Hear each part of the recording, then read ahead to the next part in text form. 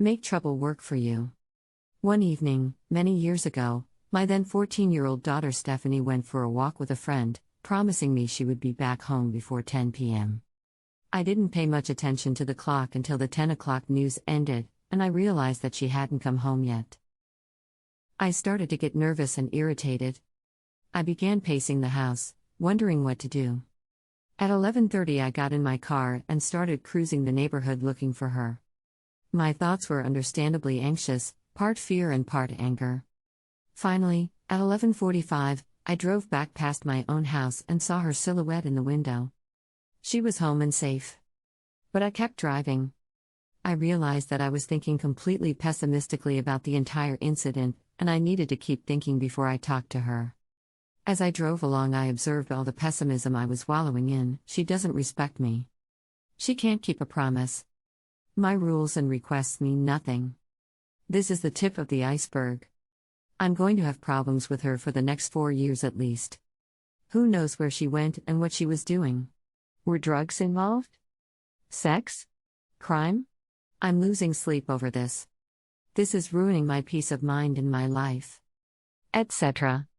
By recognizing how pessimistic my thoughts were, I was able to let the thoughts play completely out before taking a deep breath and telling myself, okay. That's one side of the argument. Now it's time to explore the other side. One of my favorite tricks for flipping my mind over to the optimistic side is to ask myself the question, how can I use this? How could I use this incident to improve my relationship with my daughter? How could I make my rules and requests more meaningful to us both? I began to build my case for optimism. I realized that great relationships are built by incidents like these. They are not built by theoretical conversations, but by difficult experiences and what we learn and gain from them. So I decided to drive a little while longer and let her wait inside. I was sure that by now her sister had told her that I was out looking for her, so she was now the one pacing and anxious. Let her sweat a little, I thought, while I continued to think things through. I continued to reflect upon my past relationship with Stephanie. One of the great aspects of it was Stephanie's honesty. She had always radiated a quiet and confident kind of serenity about life, and found it easy to be honest with her own feelings and honest with other people. Whenever there had been incidents with other children, teachers, or other parents involved in some misunderstanding, I could always count on Stephanie to tell me the truth. Asking her about what happened always saved me a lot of time. As I drove the dark neighborhood, I also ran through my happiest memories of Stephanie as a little girl. How much I loved her and how proud I was of her when I went to her concerts or talked to her teachers.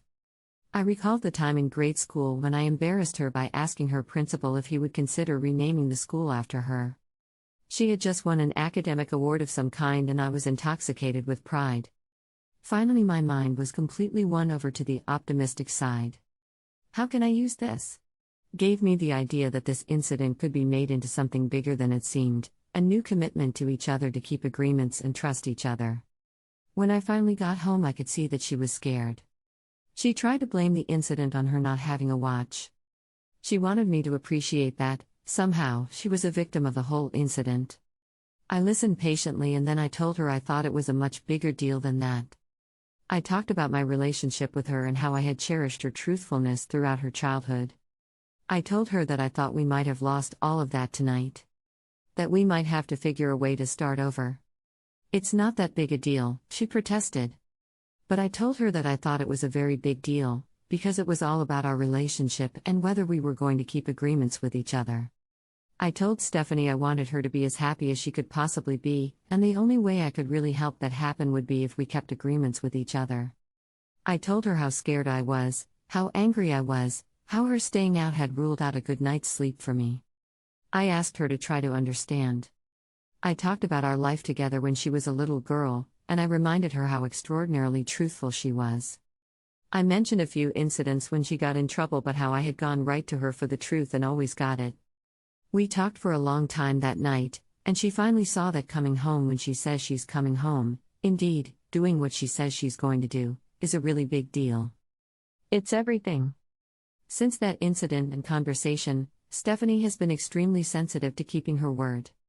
If she goes out and promises to be back at a certain time, she takes along a watch or makes certain someone she's with has one. The incident that night is something neither of us will forget, because it got us clear on the idea of trust and agreements.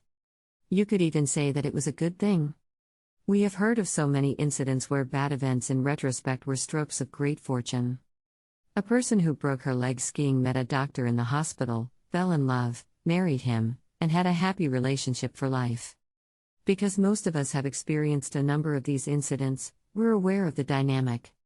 What seems bad, like a broken leg, turns out unexpectedly great. We begin to see the truth that every problem carries a gift inside it. By choosing to make use of seemingly bad events, you can access that gift much sooner.